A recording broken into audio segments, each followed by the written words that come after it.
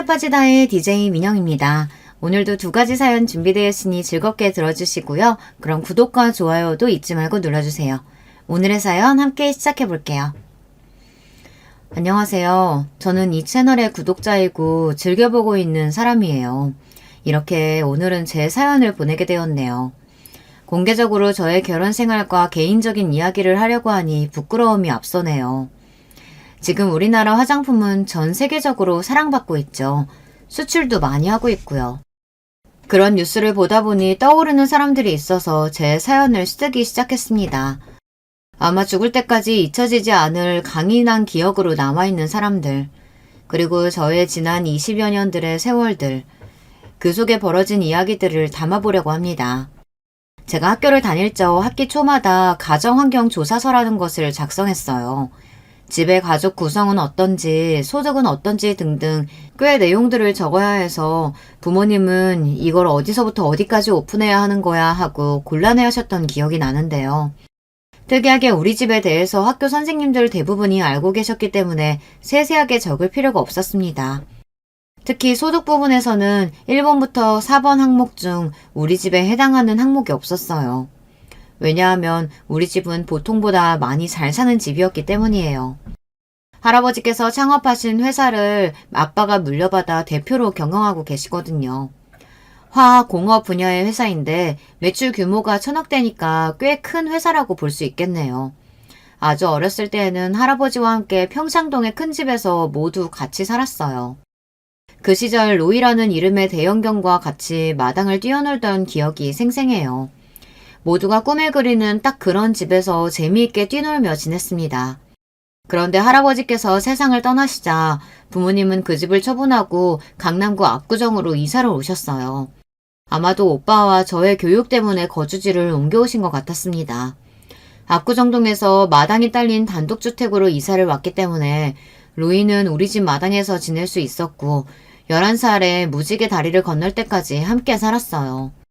저는 3살 많은 오빠만 있었기 때문에 강아지 로이를 제 동생처럼 아끼고 지냈습니다. 우리 오빠는 성격도 차분하고 부모님 말씀도 잘 따르는 장남 스타일이었어요. 아빠가 이미 큰 회사를 경영하고 계셨기 때문에 오빠가 아빠의 뒤를 이어 회사 경영에 나서지 않을까 하고 막연하게 생각했어요.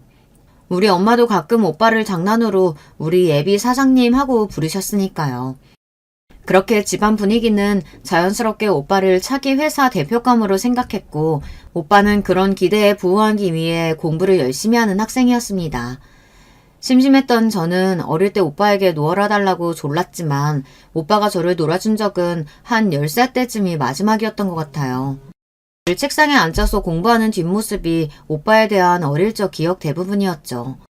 오빠는 열심히 공부하던 끝에 고려대학교 경영학과에 입학했습니다. 하지만 대학교에 가서부터 오빠는 사람이 달라졌어요. 매일같이 밤늦게 만취해서 집에 들어오고 말투도 짜증이 가득해졌어요. 청소년기에 되어 안 하던 반항을 부리고 가끔 하루 이틀씩은 외박도 했어요. 아마 부모님은 뭐 하나 부족함 없이 잘 살아온 오빠의 뒤늦은 반항이 이해되지 않았을 것 같아요. 말 잘 듣던 장남이 갑자기 돌변하니 얼마나 걱정되고 심려가 되셨겠어요. 하지만 언젠가는 제자리로 돌아오겠거니 하며 오빠를 믿고 기다려주셨어요. 그리고 오빠가 대학교 3학년이 되니 부모님께 솔직하게 고백했습니다. 아버지, 사실 저는 어려서부터 다른 꿈을 갖고 있었어요. 그동안 제가 회사 경영을 맡아서 할 거라는 기대를 갖고 계신 걸 알기에 차마 말씀을 드리지 못하고 제 마음을 모른 척 살아왔습니다. 하지만 더 이상 저는 버티기 어려워요. 아무리 경영을 공부해본들 머릿속에 들어오지도 않거니와 제 학점을 좀 보세요. 이렇게 점수가 바닥을 기어다닐 만큼 저는 경영학과에 맞지 않습니다. 이런 제가 아빠의 회사를 어떻게 맡을 수 있겠어요? 저는 제 그릇을 잘 알고 있어요. 차라리 저보다 동생인 윤미가 더 적합할 수도 있겠습니다. 오빠의 말에 저는 깜짝 놀랐어요. 제가 회사 경영을 한다는 생각을 해보지도 않았어요. 듣고 계시던 아빠는 크게 한숨을 쉬고 물어보셨습니다. 그럼 윤성이 네가 그렇게 하고 싶다는 일이 뭐냐? 네, 저는 작곡가가 되고 싶습니다. 혼자서 작곡 연습도 열심히 해서 관련 공부도 해왔어요. 이제 유학을 가보려고 해요. 그저 취미로 하는 게 아니라 제대로 작곡가의 길을 가고 싶어요. 그 뒤로 오빠는 부모님과 상의한 끝에 작곡 공부를 하기 위해 영국 유학을 떠났습니다. 그렇게 갑자기 오빠의 진로가 바뀌었고 믿고 있던 경영 후계자가 없어졌으니 엄마의 걱정은 크셨습니다. 아빠는 내가 아직 젊고 건강하니 힘 닿는 데까지 회사를 운영하면 되겠지라고 하시며 담담하게 받아들이셨어요. 그런가 하면 저는 기자가 되고 싶어서 언론 홍보학과를 전공했습니다. 그리고 대학교를 다니다가 우연한 기회로 대기업에서 인턴 경험을 쌓게 되었어요. 이를 계기로 졸업 후 어떤 회사의 영업 마케팅 부서에 취직하게 되었습니다. 제 계획과 다른 일이었지만 회사 일은 생각보다 재미있었어요. 저는 열정을 갖고 일하는 신입사원으로 눈도장을 찍혀 회사에 촉망받는 인재상까지 받으며 회사에서 성공 가도를 달리고 있었죠. 제가 다니는 회사는 IT 분야의 성장세를 타고 있는 대기업이었고 아빠의 회사는 화학 분야 중견기업이었지만 기업의 생리란 매한가지니까요. 자주 아빠와 회사 일에 대한 이야기를 나누며 조언을 듣게 되고 직원 입장이 아니라 오너의 입장에서 바라보는 안목도 키울 수 있었습니다. 아마 그래서 회사에서 저를 좋게 더욱 평가해 주셨던 것 같아요. 보통 제 나이의 젊은 여자들은 한참 연애에 목을 맸지만 저는 왠지 연애에 별로 관심이 가지 않았어요. 주변에 있는 남자들 모두 제 눈에 차는 남자도 없었고요. 이런 저를 두고 엄마는 걱정이 크셨습니다. 멀쩡한 여자애가 벌써 20대 중반인데 연애도 못해서야. 차라리 우리가 아는 집안의 자제와 선을 보는 건 어떻겠니? 엄마, 제가 나이가 많은 것도 아니고 아직 선 보는 건 내키지 않아요. 언젠가는 저도 눈에 콩깍지 씌이는 날이 오겠죠. 그러던 어느 날 엄마와 저는 아빠 회사의 창립 기념일 행사에 참석해야 했습니다. 저는 아빠를 누구보다 존경하고 있지만 아빠 회사 일에 관심이 없었기 때문에 창립 기념일 행사가 부담스러웠어요. 그렇다고 아빠 말씀을 거역할 명분도 없었기에 살짝 참석했다가 눈치 봐서 나와야지 생각했어요. 엄마는 행사에 입고 갈 이브닝 드레스를 맞추기 위해 저를 청담동 샵에 데려가셨죠. 그렇게 맞춘 드레스를 입고 전문가가 집에 와서 헤어 스타일링과 화장까지 해준 것을 받고 나서야 아빠 회사에 갔습니다. 부모님은 창립 기념일 행사로 만면에 미소를 띄우시며 기분이 좋아 보이셨고 여기저기 인사를 하느라 바쁘셨습니다. 저도 쫓아다니면서 여러 사람들과 인사를 나눈 뒤 이제 집에 가야겠다고 생각하고 벌떡 일어났어요. 그런데 그때 어떤 남자분과 부딪혔습니다. 이런 괜찮으세요? 죄송합니다. 부딪힌 남자를 보니 키도 훤칠하고 인상이 좋은, 아니 정확히 말하면 날카롭게 잘생긴 미남이었습니다. 게다가 제 나이 또래로 젊어 보였어요. 네, 괜찮아요. 그쪽도 괜찮으신 거죠? 저랑 턱이 부딪히신 것 같은데요. 심하게 아프긴 한데 저와 같이 와인 한잔 할 기회 주시면 괜찮아질 것 같네요. 그리고 절 보며 싱긋 웃는 이 남자가 퍽 마음에 들어왔습니다. 그래서 우리는 함께 이런저런 이야기를 나누면서 즐거운 시간을 보냈어요. 자네 왔구만. 아니 어떻게 우리 딸과 아는 사이였어? 아닙니다. 방금 우연한 기회로 만나서 대화 중이었어요. 몰랐는데 여성분이 기품이 느껴지고 귀티가 난다 했더니 역시 대표님 따님이셨군요. 그 남자의 이름은 김은광으로 저보다 2살 많았지만 자신의 아버지가 세운 회사를 물려받아 대표로 있는 젊은 경영인이었습니다. 1년에 한 번씩 전국의 경영인들이 모이는 큰 포럼이 있는데 주로 중견기업과 중소기업의 대표들이 참석하는 자리입니다. 그곳에서 아빠는 기조연설을 한 적이 있었고 은관 씨는 아빠의 팬이라 찾아와서 책에 사인을 받고 아빠와 가끔 만나고 싶다고 적극적으로 나선 겁니다. 젊고 패기 있는 은광 씨를 아빠는 흡족하게 보았어요. 그리고 이번 창립 기념일 행사에 초대까지 하신 겁니다. 은광 씨가 경영하고 있는 코스비라는 회사는 약 200억 원의 자산 규모를 갖는 매출액은 50억 정도인 중소기업입니다. 건강기능식품과 화장품부터 시계에 이르기까지 다양한 제품을 유통하는 회사였습니다. 시계는 원래 없었는데 은광 씨 본인이 맡으면서 추가한 사업 부분으로 명품 시계를 워낙 좋아해서 사업성이 없어도 시작한 것 같았습니다. 나중에 알게 된 사실이지만 창립 기념 행사에서 은광 씨는 사실 제가 우리 아빠의 딸이라는 사실을 알고 만난 거였어요. 자기가 존경하는 기업인의 딸이어서 저에게 호기심이 생겼다나요. 이렇게 솔직하게 털어놓으면서 우리는 호감을 가지고 자주 만나면서 남녀로서 급속도로 가까워졌습니다. 우리의 사랑이 금세 뜨거워져서일까요? 은광 씨는 만난 지 한 달 만에 제게 청혼을 하는 것입니다.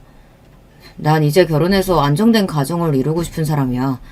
윤미 씨 말고 다른 여자를 내 아내로 생각해 본 적 없어. 그래서 좀 서둘러서 윤미 씨와 결혼하고 싶어. 나를 받아들여 줄 수 있겠어? 저도 은광 씨를 너무 사랑했기 때문에 결혼을 미룰 수가 없었습니다. 그리고 부모님께 은광 씨와 교제하고 있고 결혼을 하고 싶다고 말씀을 드렸어요. 갑자기 결혼이라니 예상치 못한 부모님은 많은 것을 우려하셨어요. 일단 사람을 좀 더 진득하게 잘 알아보고 만나야 한다. 감정적으로 조급하게 결혼하면 탈이 날 수도 있다 등등.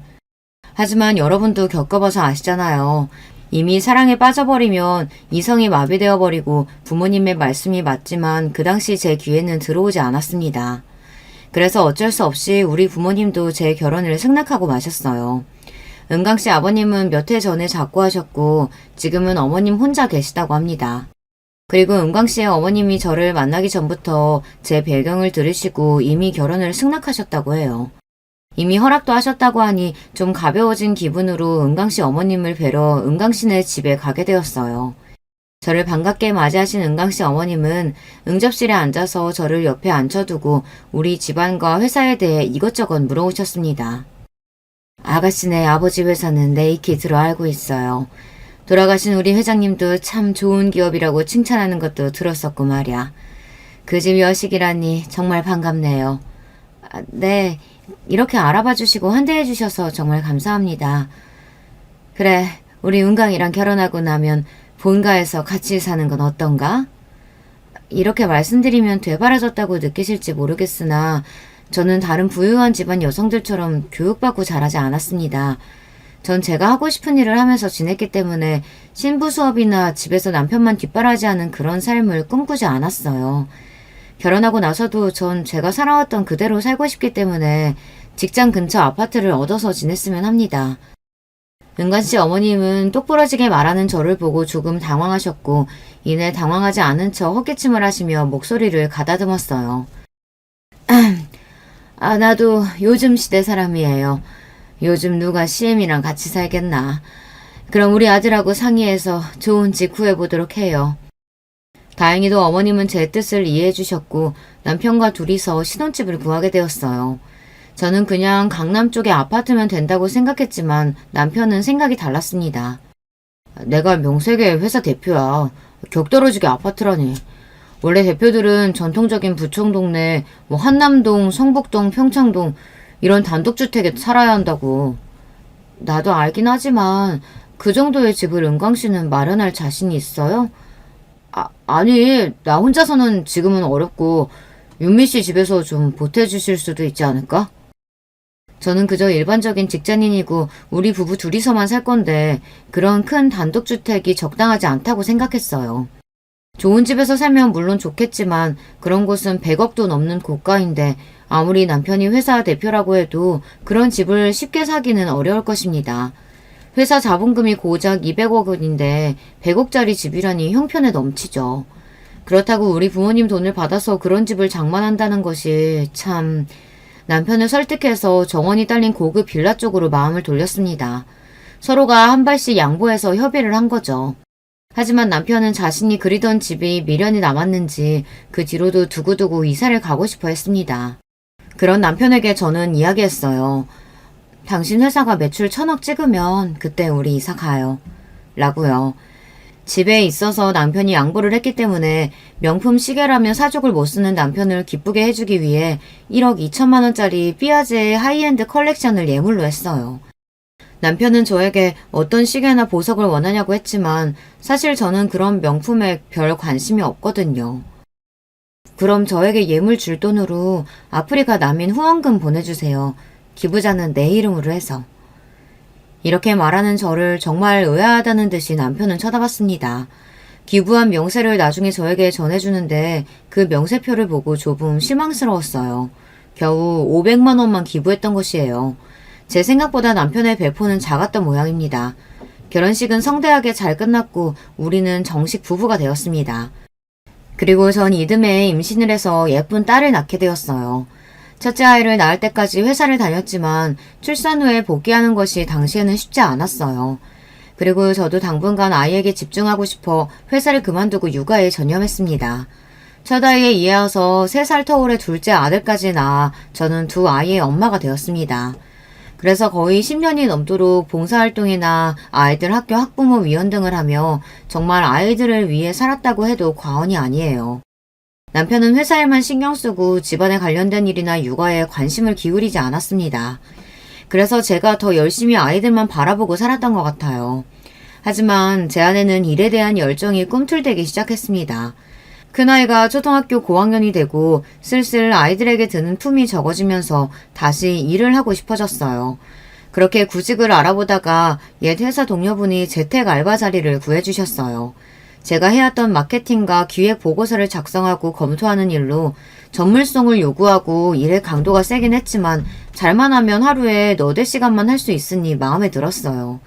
그렇다면 초등학생인 우리 아이들을 육아하면서도 일을 병행할 수 있을 것 같았죠. 한 달에 120만 원 정도 월급을 받는 조건이라 사실 돈 때문에 일을 하게 된 것은 아니에요. 그 정도의 돈이 없어도 사는데 지장이 없었으니까요. 하지만 전 꼭 그 일을 하고 싶어서 시작하게 되었습니다. 막상 다시 일을 시작하니 재밌기도 하고 사회생활을 다시 한다는 기분이 느껴져 행복했습니다. 그러다가 제가 일하는 회사가 급성장해서 대표님이 저에게 정직원을 제안하셨어요. 제가 일을 맡은 지 10개월 만에 말이에요. 제 능력을 인정받았다는 생각에 울컥하는 기쁨과 대표님께 고마운 마음이었습니다. 하지만 아직 초등학교 2학년인 아들이 눈에 밟혀 출퇴근하는 일이 고민되었습니다. 게다가 남편은 제가 일을 하는 것을 반대했어요. 꼴랑 200만 원 번다고 애들 내팽개치고 유부녀가 뭐하는 짓이냐며 시모는 저에게 혀를 끌끌 차댔죠. 고민하던 끝에 전 우리 아빠와 이 일을 상의하기로 했어요. 아빠라서가 아니라 회사 대표 입장에서 윤미 너는 충분히 능력 있는 인재다. 10년 넘게 애들한테 공 썼으면 이제 네 캐리어 위에 투자해도 좋지 않겠어? 너는 아마 일하지 않고는 못 살 것 같은데 어떠냐? 아빠가 정확히 보셨어요. 저 일하고 나서야 살아있다는 기분 느끼고 있어요. 돈을 떠나서 저 정말 일하고 싶어요. 그렇다면 네 가슴이 시키는 대로 하는 게 좋겠구나. 그리고 나도 내 딸이 다시 자신의 일을 한다는 것이 아빠로서 몹시 기쁘고 자기 일을 갖고 있다는 것은 충분히 가치 있는 일이니까 말이야. 1,000억 원대의 회사 대표인 아빠도 제가 일하는 것을 지지해 주시니 전 더 힘을 내서 정직원 자리를 수락하기로 마음먹었습니다. 이렇게 저는 회사를 다니면서 제대로 일을 하게 되었어요. 회사에서 퇴근하고 오자마자 저녁을 차려 애들 밥 먹이고 애들 학교 숙제 봐준 뒤 설거지와 빨래 등등 집안일을 하고 나면 엉덩이 붙일 수 있는 시간이 밤 12시는 다 되어야 했죠. 남편은 이미 7시쯤 퇴근해서 자기 서재에서 책도 보고 음악이나 영화 감상을 하며 자기 쉴 거 다 쉬고 있어요. 매일 그러고 있는 남편을 보고 있으니 좀 화가 났어요. 여보, 우리 같이 일하는 입장에서 당신도 나 좀 도와주면 안 되나요? 설거지 해주던지 애들 숙제를 봐주던지 하나만이라도 도와주면 나 숨이라도 쉴 것 같은데. 애초에 당신이 좋다고 시작한 일이야. 왜 나한테 징징대는 거지? 나는 분명히 말했었지. 내 사업 운영하는 것만으로도 바쁜 사람이라서 다른 일은 할 수 없다고. 지금 당신이 벌어오는 돈 없어도 우리 잘 사니까 힘들면 그만두도록 해. 남편은 너무도 냉정하고 이기적으로 자기 할 말만 하고 서재로 들어가 버렸어요. 저는 서러움이 올라와서 눈물까지 났습니다. 내 일을 가족인 남편에게도 인정받지 못하는 걸까요? 내 시간과 체력을 갈아넣고 일과 육아 그리고 집안일 그 모든 것을 만족스럽게 해내는 일은 정말 불가능에 가까워 보였어요. 이 세상 모든 워킹맘들은 정말 대단해요. 하지만 여기에서 진다면 저는 앞으로 죽을 때까지 원하는 직업을 갖기 어려울 겁니다. 일을 악물고 힘들었지만 일도 육아도 포기하지 않았어요. 다만 집안일은 일주일에 2번 파출부를 불러서 해결했습니다. 그분들이 내 마음에 쏙 들게 해주시는 건 아니었지만 그래도 집안일을 대신해 주었다는 것만으로도 지불한 돈이 아깝지 않았어요. 그리고 너무 기분이 좋았어요. 누구에게 도움을 받는다는 것은 참 오랜만에 느껴본 감정이고 고마움이었어요. 저도 결혼 전에는 미처 몰랐어요. 사람이 밥 먹고 치우고 나서 또 돌아서면 밥 먹을 때가 온다는 것을. 청소를 하루 이틀만 안 해도 그렇게 새까맣게 먼지가 쌓이는지, 사람이 사는 공간에 들이는 품이 얼마나 많은지, 다 우리 친정엄마가 또 도우미 이모님이 해주셨으니까요. 저는 그냥 그분들이 해주는 보살핌을 받으며 제 공부나 일만 하면 되었으니까요. 이렇게 진정한 어른이 되어가는 것이겠죠. 그렇게 정신없이 살다 보니 세월이 흐르고 저는 49이 되고 아빠는 어느덧 77의 고령의 나이가 되셨습니다. 지병도 있으시고 이제 더는 회사를 운영하기 어려우셨어요. 오빠는 작곡가의 길을 걷고 있었고 저는 육아와 일을 병행하는 상황이었기 때문에 아빠는 회사를 누구에게 맡겨야 할지 많은 시간을 고민하셨을 거예요. 결국 자식들에게 물려주는 것은 불가능하다고 생각하시고 전문 경영인 CEO를 고용하셨습니다. 아빠는 경영에서 물러나시고 회사가 안정적으로 굴러가는지 지켜보기로 하셨어요. 그리고 때가 되면 회사를 처분하고 그 재산을 사회에 환원하겠다고 선포하셨습니다. 아빠의 뜻을 들은 남편은 저에게 서운하다고 티를 냈습니다. 아니, 아들 딸면 자식이야? 나도 경영하는 사람인데 나한테 맡기시면 되잖아. 왜 나는 쏙 빼놓고 전문 경영인을 고용하고 회사를 처분하시는 거냐고. 장인어른께 내가 그렇게 잘 보이려고 노력했는데 말이야. 당신이 장인 장모님한테 뭐 그렇게 잘했다고. 이제 보니 그럼 당신 그런 속셈으로 20년을 살아온 거야? 우리 아빠 회사 꿀꺽한 마음으로? 당신은 무슨 말을 그렇게 적속하게 해. 꿀꺽이라니. 나 정도 능력되는 사이가 장인어른 회사 물려받는 것이 도의상으로나 아버님 회사 입장에서도 좋다는 얘기인 거지. 애초에 당신이 장인어른의 뒷배가 없었다면 나 정도 되는 남자랑 결혼이나 할 수 있었겠어? 당신이 빼어나게 미모가 있기를 해. 아니면 능력이 출중하기래. 그냥 평범한 수준 아닌가. 이렇게 남편은 제 자존감을 뭉개버릴 만큼 깎아내리기까지 했어요. 우리 아빠에 대한 서운함은 뒤로 하고라도 그런 이유로 나와 결혼한 거라니. 자존심이 상하고 이렇게 바닥을 드러낸 남편이 꼴도 보기 싫었습니다. 그래서 그날로 각방을 쓰기 시작했어요. 그런데 이 남자는 그런 저에게 아랑곳하지도 않고 잘 먹고 잘 지내더군요. 아예 자기 서재에 침대 하나를 들여서는 그곳이 자신의 침실이고 아지트가 되었어요. 자기 서재에 콕 박혀서 잘 나오지도 않았고요. 집에서 마주쳐도 우리는 서로 눈길 한번 주지 않는 사이가 되어버렸어요. 어쩌다가 우리 부부는 이렇게 된 걸까요? 제가 사랑했던 남자는 갈수록 탐욕으로 가득 차고 자기만 아는 지독한 이기주의자가 되어버렸어요. 그리고 시모도 자기 아들에게서 우리 아빠의 소식을 들었는지 더 대놓고 저를 못살게 굴었습니다. 장차 큰 기업가가 될 우리 아들의 식사는 제때 챙기고 있는지, 건강관리는 어떻게 하고 있는지 살핀다며 저에게 하루가 멀다 하고 전화해서 잔소리를 했어요. 나이도 50이 다 된 너한테 남편 말고 뭐가 있니? 애들도 이제 곧 졸업하면 다 컸다고 부모 중한 줄 알 줄 아니? 내 아들이 잘 돼야 너도 사장 사모님 소리 듣고 사는 거라고. 하늘같이 모셔, 응? 괜히 일한다고 내 아들 살피는 일 소홀하다는 얘기 들려만 봐주. 내가 당장 니네 집으로 쫓아간다, 응? 당신 아들은 원래도 까탈스럽고 자기 몸 엄청 아끼는 사람이라 시모 잔소리가 아니어도 전 남편 뒷바라지에 온 신경을 다 써야 했습니다. 아침 6시 반이면 러닝하러 나가는 남편보다 일찍 일어나서 런닝복을 옷걸이에 걸어놓고 오가피 달인물도 텀블러에 담아놔야 합니다. 그리고 남편은 유기농 채소와 드레싱으로 이루어진 샐러드와 소등심 구이, 닭가슴살을 식사로 하고 비트와 케일 등을 넣고 갈아 만든 클렌저 주스와 갓 내린 아메리카노 커피를 곁들여서 어디 호텔 조식 부럽지 않은 아침을 먹어야 합니다. 늘 출근 정장도 미리 챙겨놔야 하는데 그건 괜찮습니다.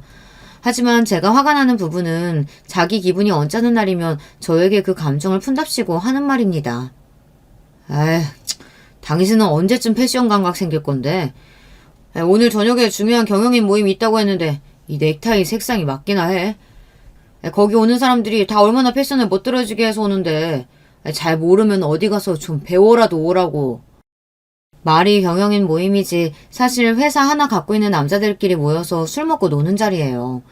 그들이 경영하는 회사라는 것도 겨우 매출 몇십억 정도로 자기 부모에게 물려받은 사람이 대부분이고요. 우리 아빠처럼 자수성가해서 세운 천억대의 기업과는 비견될 수 없었죠. 겉멋만 들었으니 너는 무슨 브랜드 입냐, 어디 거가 좋다더라 이런 가벼운 얘기들만 나누다 오는 모양입니다.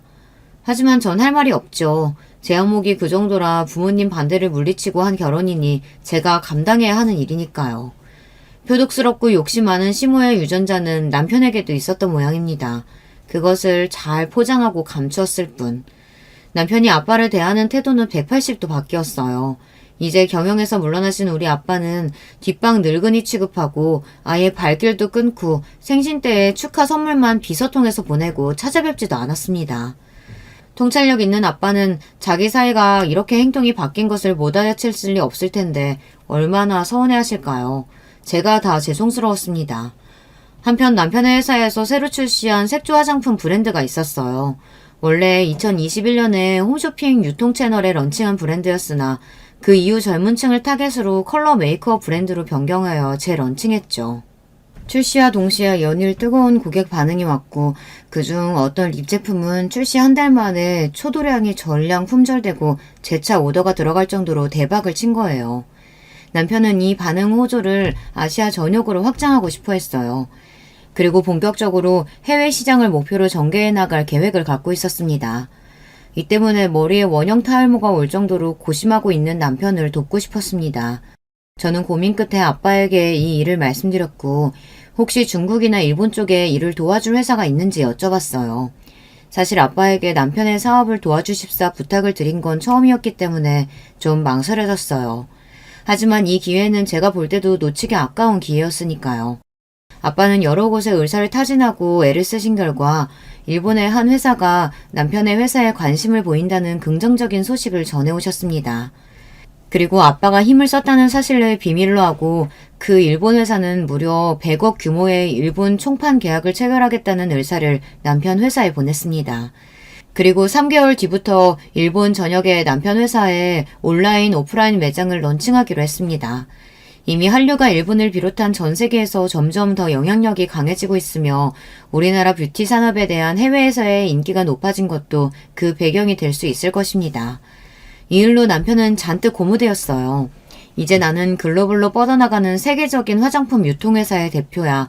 이런 자신감으로 들떠 있었고 덩달아 시모도 많이 기뻤을 겁니다. 제가 회사 일로 홍콩에 출장을 와 있는 동안 남편 그리고 시모와 통화하면서 그런 느낌을 받았거든요.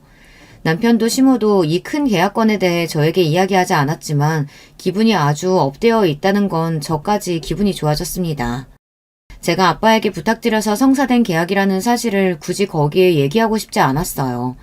이렇게 가족들이 아주 기뻐하고 있었으니 이것만으로도 저는 내심 좋았습니다. 그렇지만 그들을 가족으로 여기고 잘해주었던 것은 그저 저 혼자만의 마음이었어요. 바로 그때 남편과 시모는 저와 다른 마음을 먹고 있었던 거예요. 제가 한국으로 귀국해서 집에 돌아오던 그날에서야 그것을 알게 된 거죠. 어쩐 일인지 미리 연락도 없이 공항에 남편이 저를 마중 나와 있었어요. 여보, 나 마중 나와준 거야? 너무 기분 좋다. 당신이랑 갈 데 있어서 데리러 왔어. 일단 차에 타자. 그리고 남편은 운전기사에게 시댁에 있는 한남동에 가자고 했어요. 갑자기 시댁에는 왜? 어머니께 무슨 일 있으신 거예요? 엄마가 당신하고 나한테 할 말이 있으시대. 그런가 보다 하고 있는데 왠지 남편은 조금 긴장하고 딱딱한 태도로 앉아 있었어요. 그때부터 조금씩 이상한 예감이 들었습니다. 분명 큰 계약을 성사하고 잔뜩 기분이 들떠있어야 맞는데 왜 나에게 그 이야기를 한 번도 꺼내지 않는 걸까? 그리고 무슨 큰일을 앞두고 있는 사람처럼 긴장하며 시댁에 가고 있는 걸까? 이윽고 시댁에 도착해서 집에 들어가니 시모는 소파에 앉아서 저희를 기다리고 있었습니다. 어머님, 저 홍콩에 출장 다녀왔어요. 잘 지내셨죠? 그래, 할 얘기 있으니 여기 앉아봐라. 무슨 얘기길래 어머님도 잔뜩 긴장해 있는 건지 궁금해하며 자리에 앉았는데 어머님은 입을 떼기 시작했죠. 그리고 10분도 되지 않아서 저는 눈물바람으로 시댁에서 나오게 되었습니다. 엄청난 분노와 상실감을 안고서 말이죠. 내가 그동안 하진애미에 대해 참 불만이 많았어. 우리 아들과 격이 맞지 않는다는 점도 그렇고 저번에 너희 아버지 경영 정리하실 때도 말이다. 사위랑 우리 집을 무시해도 유분수지? 왜 우리 아들한테 회사 물려주지 않고 멋대로 회사를 처분하려고 하시는 거지 말이야. 어머님, 그건 말씀이 지나치시네요. 그 회사는 우리 아버지 거고 어머님이나 남편이 참견할 일도 아니라고 생각합니다. 이것 좀 봐라. 아주 기고만장한 년 같으니라고. 뭐라고 하셨어요? 지금 년이요? 시몬은 이제 자기의 속내를 저에게 투명하게 드러내기 시작했습니다. 고상한 척 어쩌고 하더니 저에게 욕부터 하기 시작했어요. 그동안은 천억대 회사 대표로 있는 아버지 딸이고 해서 내가 아주 많이 참고 살았다만 뭐 이제 너희 아버지가 유산도 자식들에게 안 물려주고 사회에 환원한다지? 무슨 재벌 대기업이로 되는 듯 쇼는 노블리스 오블리제? 뭐 그럼 넌 이제 끈 떨어진 갓신세야. 우리 은광이랑 나는 마음 정했다. 너는 그 길로 짐 싸서 집에서 나가주면 좋겠구나. 금방 이혼 협의 서류 보낼 테니까 거기에 사인이나 똑바로 해서 보내거라. 청천벽력 같은 소리를 들은 저는 이해가 가질 않아 놀란 눈으로 남편과 시모를 번갈아 보았습니다. 지금까지 잠자코 있던 남편은 저에게 아주 냉담한 얼굴을 하고 말했어요. 엄마 말씀 그대로야. 우리 회사도 잘 나가는 마당에 내가 왜 당신 같은 여자랑 계속 살아야 하지? 내가 지금까지 살면서 당신한테 무슨 잘못했어요? 바람을 피웠나요? 재산을 못 모았나요? 나는 애들도 둘이나 낳고 지금껏 저렇게 잘 키웠어요. 게다가 결혼할 때 내가 당신보다 더 많은 돈을 들고 왔고요. 그런데 왜 내가 뭘 잘못했다고...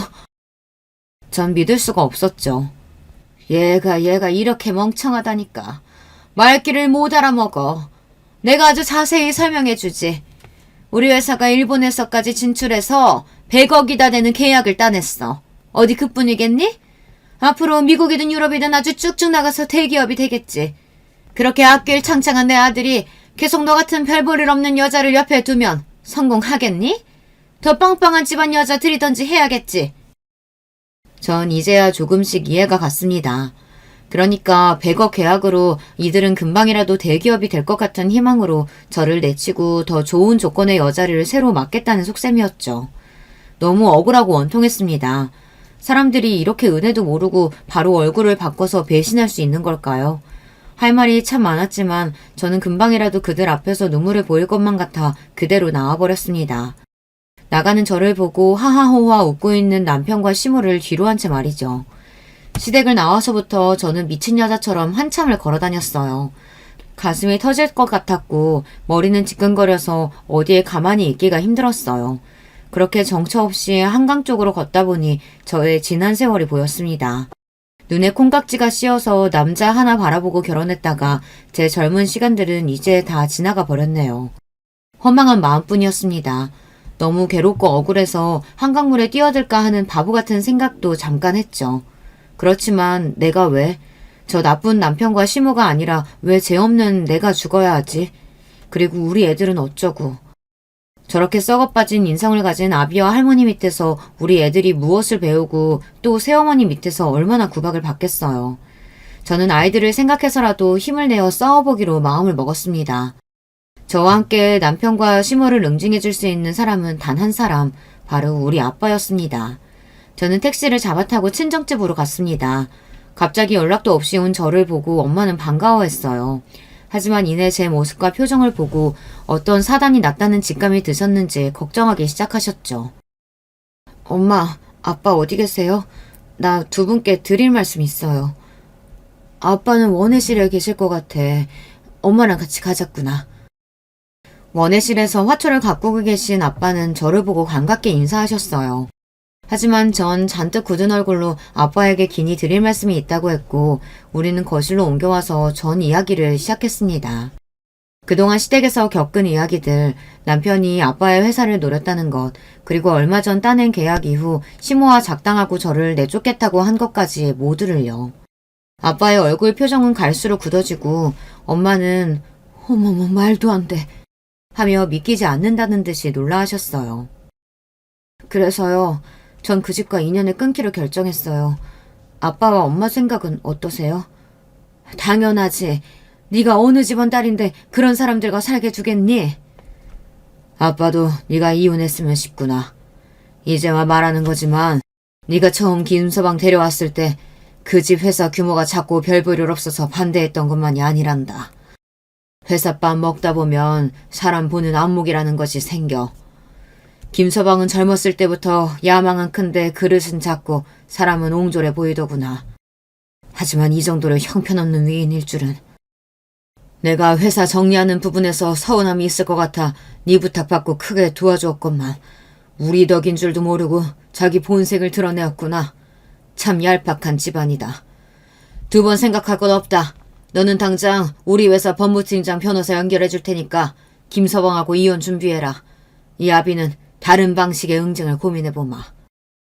아빠는 이 말씀을 하시면서 분이 풀리지 않으신지 소나기로 무릎을 꾹 잡고 계셨죠. 어찌나 셌던지 부들부들 떨리는 것이 눈에 보일 정도였어요. 저 두 분께 정말 잘못했습니다. 제가 불효녀예요. 애초에 반대하시는 결혼하는 게 아니었는데 이런 결말밖에 보여드리지 못해서 정말 죄송해요. 저는 참회하며 두 분 앞에서 눈물을 흘렸습니다. 제일 먼저 저는 아이들이 놀라지 않게 상황을 잘 설명해야 했기에 다음날 딸 하진이에게 만나자고 하고 대학교 앞에 갔습니다. 우리 딸은 긴 생머리를 휘날리며 학교 앞 카페 안으로 들어왔어요. 엄마, 어쩐 일로 갑자기 데이트 신청을 다 하셨어요? 우리 학교 앞까지 와주시고. 오늘 출근 안 하셨어요? 엄마 휴가 내고 왔어. 중요한 일을 처리해야 하는데 그 전에 우리 딸한테 보고하기 위해서 왔지. 무슨 일이실까? 하진이는 엄마 믿지? 엄마의 든든한 아군 맞지? 갑자기 무섭게 왜 그래요? 당연하지. 내가 엄마 친구 1호고 엄마 편이잖아. 우선 엄마가 그리고 아빠가 너에겐 많이 미안하구나. 사실 엄마는 아빠와 헤어지기로 결심했어. 그리고 하진이는 놀랐지만 이내 크게 당황하지 않기로 마음을 먹었는지 비교적 차분하게 제 이야기를 들어주었어요. 엄마가 사실 외할아버지께 부탁해서 아빠의 회사 일을 크게 돕고 있었단다. 이번에 큰 계약건이 성사되자 너희 아빠와 할머니는 엄마 보고 집에서 나가라며 내쫓더라. 회사가 잘 될 것 같으니까 엄마랑 이혼하고 다른 여자랑 재혼하고 싶었나 봐. 이건 사람으로서 먹을 마음이 아니지 않니? 그래서 엄마는 아빠와 이혼하고 외할아버지께서 그 집에 복수하실 것 같아. 하진이는 잠시 복잡한 생각을 정리하는 듯 침묵을 가졌고 잠시 뒤 저를 따뜻하게 보며 이야기했어요. 엄마가 그동안 아빠와 할머니한테 서운함이 있었는데도 우리 때문에 참고 산 거 다 알고 있어요. 우리 아빠기는 하지만 가끔 너무 이기적일 때가 있는걸. 엄마 같은 일 당했다면 나라도 같이 못 살아요. 아니, 당장이라도 복수하고 싶을 거야. 난 엄마 결정 무조건 존중하고 그대로 따를 거예요. 그러니까 나랑 선진이 걱정하지 마시고 꼭 결심대로 하세요. 이렇게 우리 딸은 어른스럽게도 저를 믿어주고 지지해 주었습니다. 자식 입장에서 부모의 이혼이 얼마나 충격적이고 받아들이기 힘든 일일지요. 그럼에도 불구하고 우리 딸은 절 이해해 주었어요. 제가 남편과 결혼을 잘했다고 느낀 단 한 가지는 바로 우리 아이들 뿐이네요. 저는 집에 들어가서 저와 성진이의 짐을 간단히 싼 뒤 아버지 운전기사편에 보내놓았습니다. 그리고 주말에 아들 성진이가 외고 기숙사에서 나와 집에 오자마자 아이를 데리고 나왔습니다. 함께 나오면서 아들은 좀 당황한 듯 했지만 이미 알고 있는 눈치였어요. 아마도 누나를 통해 모든 이야기를 들었을 테죠. 엄마, 저는 외가댁으로 가는 건가요? 너만 괜찮다면 그게 좋을 것 같아. 시간이 조금 걸리겠지만 너희 학교 근처에 오피스텔이나 아파트 얻어줄 수도 있다. 아니에요. 주말에만 지낼 집인데 그렇게까지 할 필요 없을 것 같고 전 외가댁에서 지내는 것이 좋아요. 그리고 성진아, 엄마가 할 이야기가 있는데. 성진이는 빙그레 웃으며 제 말을 막았습니다. 엄마가 무슨 말씀 하실지 저 다 알고 있어요. 누나하고 이미 같은 이야기 끝냈고요. 만약 부모님 중에 선택해야 하는 상황이라면 저도 엄마와 함께 하고 싶어요. 그러니까 엄마 꼭 이기세요. 그렇게 우리 아들 성진이도 저를 지지해주기로 했습니다. 못난 아비 어미를 이해해주는 우리 아이들에게 너무 고마울 뿐이었어요. 내 아이들만 저와 함께 있어준다면 저는 이혼도 복수도 두려울 것이 없었습니다. 저는 이제 공격적으로 남편에게 이혼 청구 소송을 진행하기로 했습니다. 첫째, 두 아이의 친권과 양육권은 제가 가져올 것. 둘째, 집과 부동산, 남편의 회사 지분을 포함한 모든 재산은 반으로 분할해서 나눌 것. 이렇게 두 가지의 조건을 내세우니 남편 쪽도 이에 응하지 않고 소송을 진행하게 되었습니다. 길고 긴 진흙탕 싸움이 되겠지만 저는 그들이 어떻게 나오든 다 받아들이고 대갚아줄 자세가 되어 있으니 두렵지 않았어요. 한편 우리 아빠는 남편 회사와 계약을 맺었던 일본 화장품 회사 대표를 만나러 직접 일본에 다녀오셨습니다. 그리고 은퇴하신 뒤 오랜만에 정재계 인사들을 만나고 다니시는 것 같아 보였어요. 저는 우리 아빠가 하시는 일은 믿을 수 있기 때문에 구체적으로 어떤 계획을 하고 계신지 구태여 여쭤보지 않았어요. 남편과 별거에서 지낸 2달이 지난 어느 날 누군가 우리 집 현관에서 다급히 벨을 눌렀습니다. 급히 찾아온 사람은 바로 남편이었습니다. 땀까지 흘려가며 다급히 저와 장인어른을 뵙겠다며 찾아온 것이었어요. 당신이 여기 무슨 일이에요? 여보, 제발 나 용서해줘. 나는 그동안 정말 몰랐어. 당신하고 장인어른이 뒤에서 우리 회사 위에 여러 가지 힘써줬던 거 말이야. 제발 이번 일도 도와주면 안 될까? 어? 전 영문을 모르겠어서 아무 말도 못하고 가만히 서 있었고 그때 헛기침을 하며 우리 아빠가 나오셨어요. 자네가 내 집에 당당히 찾아올 처지는 아닌 것 같네만 마지막이라는 마음으로 설명해주겠네. 아마 일본 회사에서 계약 파기하겠다고 나왔을 게야. 그렇지? 그리고 그 계약 맺어준 것도 깨지게 한 것도 모두 내가 한 일이라는 걸 알고 뒤늦게 알고 찾아온 걸 테고. 맞나? 네, 맞습니다, 장인어른. 제가 정말 잘못했습니다. 한 번만 용서해 주시고 그 계약 파기 막아주십시오. 그 계약 위해서 회사 자산 모든 것을 담보로 대출받고 많은 인력과 자금 투입해서 준비했습니다. 그런데 일본에 진출 며칠 앞두고 이렇게 갑자기 상황이 바뀌면 우리 회사 정말 큰일 납니다. 대출받은 은행에서는 앞다퉈서 자금 회수하려고 할 거고 투자자들은 등 돌리겠죠. 그러면 진짜 부도까지 날 수 있는 어려운 상황이에요. 알고 있네. 네? 난 자네가 경영한 세월의 몇 배의 시간 동안 그 회사 10배나 되는 규모의 회사를 경영해왔어.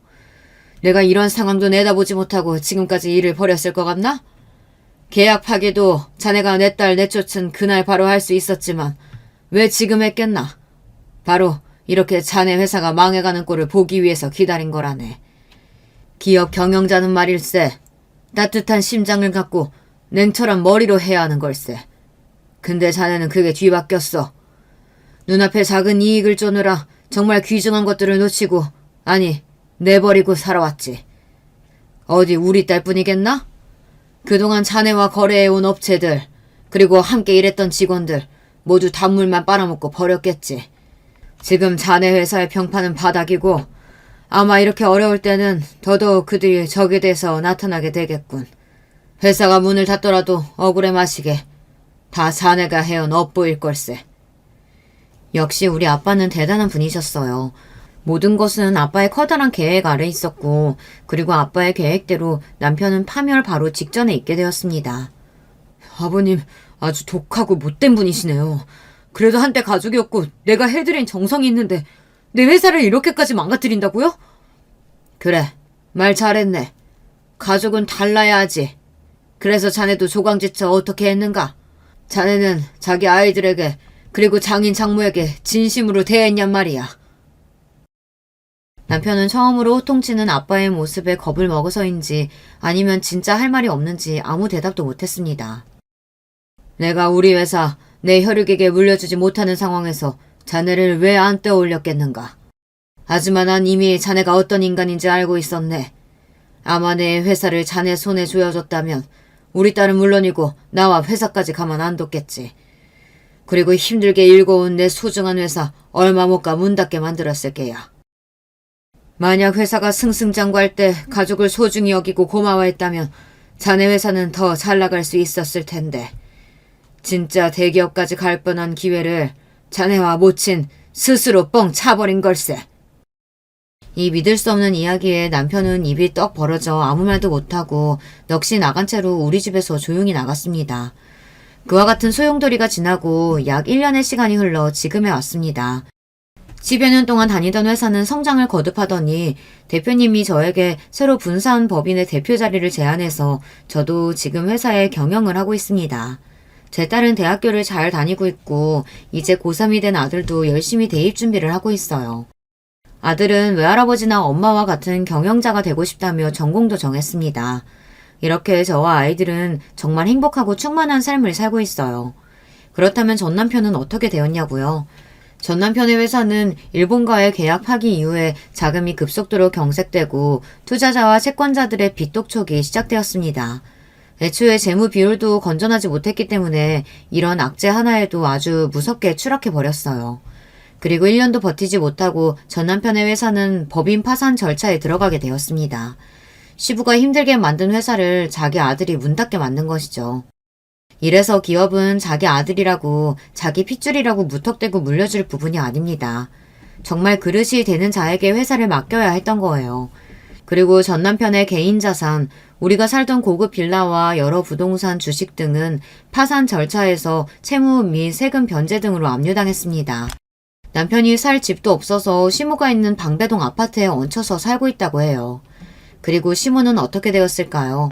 자기 아들이 금방이라도 대기업 사장이 될 줄 알았는지 동네방네 소문이라는 소문은 다 내고 다니더니 하루아침에 거지 신세가 되고 나니 모든 사회생활을 끊고 집에만 있다고 합니다. 너무 많은 일을 겪다 보니 혈압이 나빠져서 건강도 악화된 채로 집에서 두문분출하고 그저 살고 계시다네요. 이혼하는 과정에서 아들 회사가 망해가는 과정에서 저에게 몇 차례 연락하고 찾아오셨지만 저는 그 얼굴을 두 번 다시 보고 싶지 않았기 때문에 모두 피했습니다. 제가 출장에서 돌아와서 내친 날 그 이후로는 시모의 얼굴을 단 한 번도 보지 않았네요. 물론 앞으로도 보고 싶지 않아요. 이혼 소송은 끝나가고 있고 결과는 잘 마무리될 것 같아요. 남편의 재산 가치가 처음 소송을 제기했을 때와 많이 달라졌기에 재산 분할은 의미가 없어지고 양육권만 가져오면 되는 상황이에요. 아마도 양육권은 당연히 저에게 올 것으로 예상됩니다. 설령 잘못된다고 한들 아이들이 스스로 자기 아빠에게 갈 일은 더더욱 없고요. 그렇게 남편과 시모의 인생은 한순간에 망해버렸습니다. 제가 그들에게 20년 넘게 시달리고 끝내 버림받았기에 동정심도 생기지 않았습니다. 지난달에 남편은 저에게 아빠 회사에서 일할 수 있게 해달라고 부탁했지만 어떤 식으로든 저는 남편을 마주하고 싶지 않았어요. 대신에 다른 회사의 일자리를 알아봐 주었습니다. 50대에 남편이 할 수 있는 일은 사실 많지 않았기 때문에 그 자리를 덥석 물어서 다니고 있는 모양입니다. 그리고 저의 결혼 생활은 이렇게 끝나버렸어요. 제 사연이 여러분께 재미있고 유익했는지 모르겠습니다. 저의 장문 실력이 프로에 미치지는 못하지만 그저 사는 이야기로 들어주셨으면 좋겠습니다. 그럼 오늘도 여러분에게 행운이 가득하시길 빌며 저는 여기에서 인사드릴게요. 여러분, 두 번째 사연 시작하기 전에 좋아요, 구독 꼭 눌러주실 거죠? 그럼 두 번째 사연 바로 시작합니다. 안녕하세요. 저는 60대로 접어든 나이가 든 여성이에요. 지금은 고요한 인생의 최후반기로 접어들어 일상을 보내고 있는 저입니다만 이런 나이 든 사람에게도 이팔 청춘의 때가 있었다는 것을 사연에 빠지다에 계신 제 연배분들은 잘 아시죠? 남편과 만나서 결혼했던 시기도 또렷하게 기억이 나는데요. 사실 저는 원래 결혼을 약속했던 남자가 따로 있었습니다. 21살의 나이에 처음 만났던 상대였지요. 3년을 꼬박 만난 끝에 결혼이라는 결실을 보려고 했어요. 지금은 30대에 결혼하는 게 너무 흔하지만 그때는 여자 나이 20대 중반이면 대다수가 결혼했습니다. 제 주변도 그러했기 때문에 전 당연히 결혼을 꿈꾸고 있었고요. 그런데 결혼을 준비하던 중에 모든 것이 무산돼 버렸어요. 파혼이라는 고상한 단어를 쓸 것까지도 없는 완벽하게 허무한 무산이었습니다. 다른 여자가 있었다니, 그게 무슨 말이에요? 지금까지 나 말고도 다른 여자를 동시에 만나왔다는 거예요? 어떻게 그럴 수가 있어요? 그래놓고 내가 아는 그 여자와 결혼을 한다는 거잖아요, 지금. 사람이 어떻게 이런 치사한 짓거리를 저지를 수가 있어? 미안하다. 내가 정말 미안해. 내 진짜 사랑은 너야. 이것만은 믿어줘. 근데 그 여자가 지금 임신을 해버렸고 그래서 별 수 없이 그 여자와 결혼을 하게 됐어. 부디 나 용서하지 마. 제가 여러분께 엽줍겠는데요. 그 당시의 사내들 말이에요. 지금의 젊은 청년들보다 말은 정말 번지르르하게 잘했던 것 같지 않나요? 휴대폰이 없던 시절이라 다들 책만 주구장창 읽어서 그런 건진 몰라도 다들 입을 나불대는 솜씨가 기본 이상이었던 것 같네요.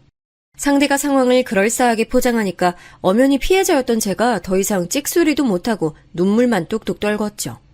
그래도 진짜 사랑은 저였다고 하는 그 말에 우습지도 않은 위안을 삼으며 말이에요. 그땐 왜 그랬나 모르겠습니다. 절 아는 모두가 제가 그 남자와 결혼할 것이라 믿고 있던 상황이었어요. 지금보다 보수적이었던 당시였는데 제가 하늘이 안 노래질 수가 없었죠.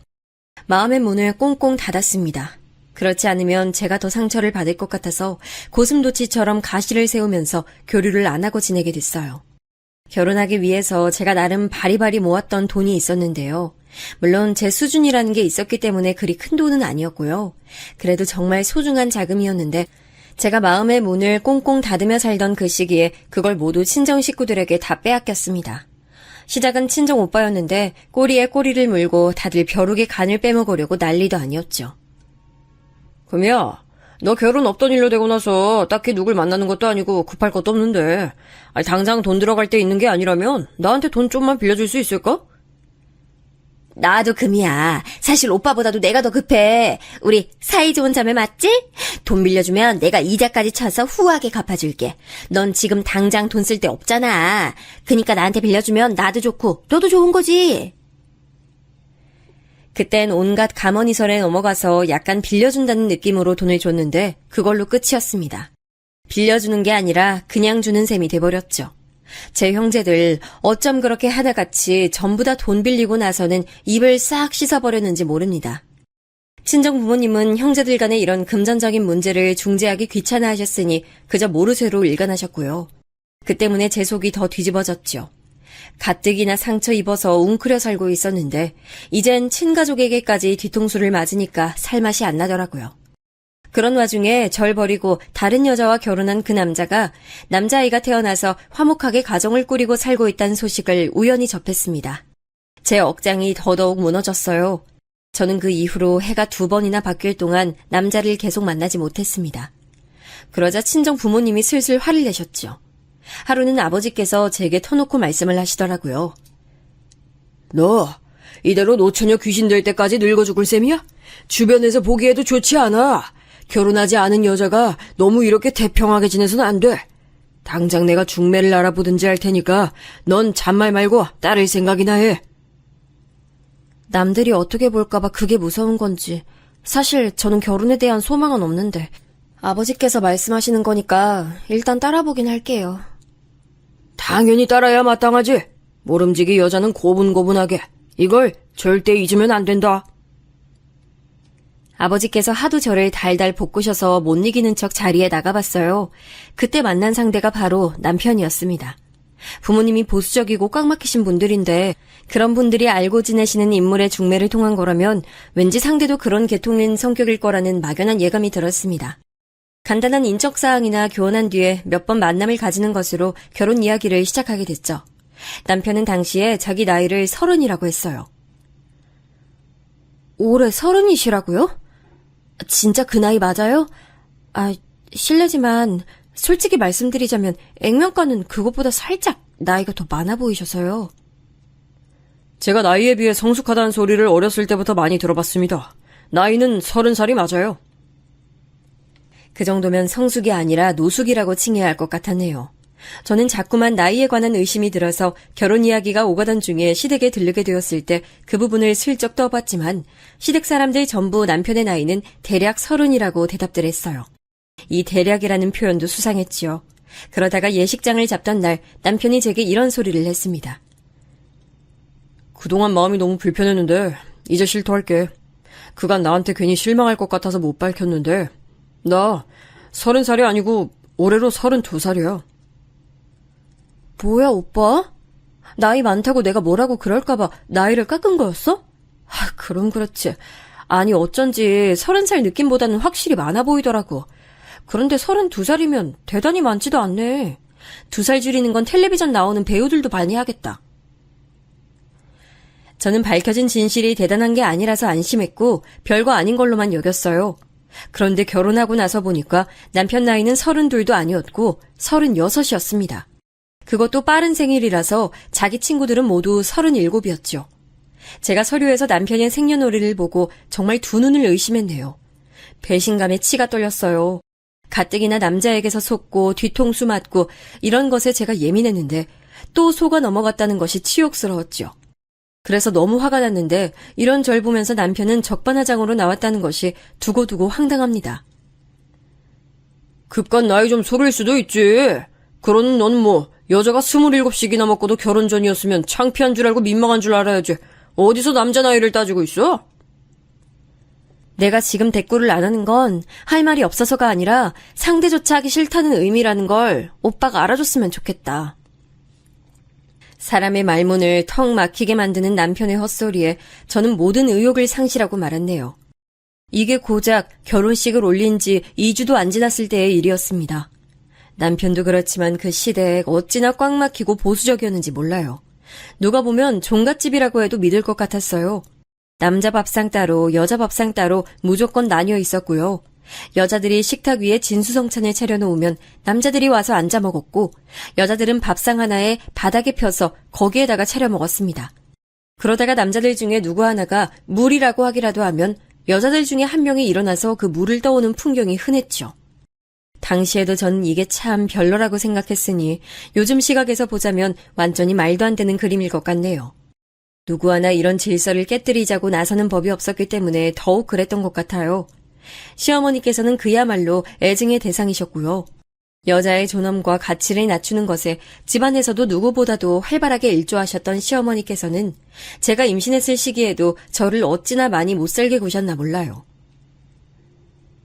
임신했다고 배가 불러서 무겁다는 핑계로 가만히 있기만 하면 그러다 애 낳고 나서 소 되는 거야. 게으름뱅이에 살 축 늘어진 소가 되고 싶지 않거든. 임신 유세 그만 떨고 일어나서 현관 앞에 좀 청소하고 와. 아까 보니까 먼지가 쌓였더라. 어머님, 텔레비전에서 일기예보 봤는데 내일 비가 올 것 같아요. 오늘 청소하지 말고 비 오고 나서 그친 후에 청소하면 더 좋을 것 같아서 그렇게 할게요. 얘가 인생을 날로 먹으려고 드네? 그땐 그때고 오늘은 오늘이지. 건방지게 말대꾸 하지 말고 당장 청소해. 어른 말씀이 넌 우스워? 그렇게 말씀하실 때마다 당신께서는 할 일이 없으신 듯 보였어요. 굳이 인산부인 저를 시키셔야 했을까 의문이었네요. 저는 시어머니께서 왜 그렇게 못된 면모를 많이 보이셨을까 궁금하기도 했었는데 시간이 꽤 흐르고 나서 돌아보니 아마도 당신께서 겪으신 것과 보고 배우신 것을 그대로를 그저 답습하신 듯 했습니다. 당신의 그 속에 한이 어려 있었기에 그걸 그대로 물려주려 하신 거였죠. 빨래 중에서 몇 가지는 반드시 손빨래를 시키셨는데 임신한 몸으로 쭈그려 앉아 손빨래를 하려니까 정말 죽을 맛이었습니다. 그 외 잡다한 일도 거의 다 제 몫이었어요. 내가 나 처음 시집 왔을 때 당하고 살았던 거 생각하면 지금 네가 겪는 건 세 발의 피 아무것도 아니니까 행여나 엄살 떨 생각은 말어. 아 그리고 이틀 뒤 점심시간에 맞춰서 오는 거 잊으면 안 된다. 아, 네, 기억하고 있어요. 어머님 친구분들하고 그때 모임을 가지시죠? 제가 도움이 될진 모르겠지만 최선을 다해볼게요. 시어머니께서는 시어머니 면 세워주는 건 며느리의 당연한 역할이라고 보셨기 때문에 저는 그 친구분들의 앞에서 활약을 내야 했어요. 시어머니께 최대한 공손하게 굴며 충성하는 모습을 계속 보여주는 게 핵심이었습니다. 그러면 시어머니께서는 우쭐해하셨고 다른 친구분들께서는 시어머니를 몹시 부러워하시는 거였는데 제가 보기엔 연극이나 다름없었습니다. 그런 게 대관절 무슨 큰 의미가 된다고 시어머니께서는 저를 써먹으셨는지 알 길이 없네요. 아무튼 결혼한 지 딱 반년이 지났을 시기에 임신이 됐던 생명은 바로 아들이었습니다.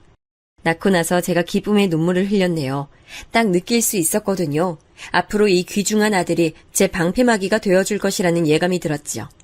제가 남편하고의 관계가 애틋하거나 돈독하진 못했어요.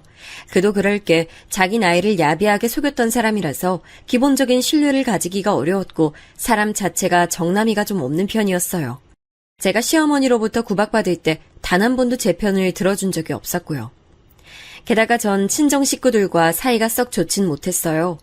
어쨌든 물보다 진한 피를 나눈 가족이긴 했지만 제 돈을 갚지 않는 등 일련의 사건들을 겪으며 사이가 안 좋게 된 지 오래였으니까요. 제가 낳은 아들이야말로 세상에 유일한 제 분신이며 제 외로움을 알아줄 동반자라는 희망을 품게 된 건 어찌 보면 당연한 수순이었을지도 모르겠습니다. 보수적이었던 시댁이었기에 당연히 제가 딸보단 아들을 낳길 바랐는데요. 제가 떡하니 아들을 낳아버리자 집안에서 제 위치가 좀 달라졌어요. 우선 시아버지께서 손자 타령을 자주 하시는 통에 제가 뿌듯함을 느낄 수 있었고요. 시간이 흐를수록 시어머니께서는 이전과 달리 저에게 함부로 막 하시지 않게 됐어요. 제 아들이 커갈수록 그렇게 된 것이죠. 다정다감과는 거리가 먼 남편을 둔 저로서는 집에서 늘 아들을 애지중지하며 아들에게만 집중했고 또 열심히 놀아줬거든요. 그러니 아들 역시 자연스레 엄마 껌딱지가 되어갔죠. 귀한 손자가 자기 엄마만 바라보니 시댁 식구들이 저에게 태도를 달리할 수밖에 없었을 겁니다. 제 아들은 뿐만 아니라 친정 식구들을 상대할 때도 꺼내 보일 수 있는 유용한 패였어요. 예전에 제 돈을 빌려가 놓고선 갚을 시기가 다가오니까 이런저런 핑계를 대가며 절대 갚지 않았던 제 언니. 자기 시댁에서 몹시도 구박을 받으며 살고 있었거든요. 아마 판단을 잘못해서 자기 시누이들과 대판 싸운 뒤에 상황이 그렇게 되었던 것으로 알아요. 하여간 그런 통에 친정 언니는 자기 시댁 흉을 자주 보면서 자기 처지를 한탄하곤 했는데 그러면서 은근히 저를 끼워 넣는 수법을 그간 써왔습니다. 나도 진짜 죽을 맛이지만 우리 금이 생각하면 내가 또 위안을 얻지. 금이가 아주 앞뒤가 꽉 막힌 시댁을 얻었잖아. 조선시대가 따로 없던데 나보다 시대군 없는 우리 금이 생각하면 내가 마냥 속생할 순 없는 것 같아. 언니, 지금 그 말 일부러 내 속 긁어놓으려고 자꾸 그러는 거지? 듣기 좋은 소리도 아닌데 자꾸 가만히 있는 나는 왜 건드려? 어머, 얘 성질 봐. 그냥 농담 삼아 한 말인데 왜 발끈하고 난리야. 네가 시대군이 나보다 없는 건 맞잖아. 언니, 그딴 헛소리 할 여력 있으면 예전에 빌려간 내 돈이나 마저 갚아.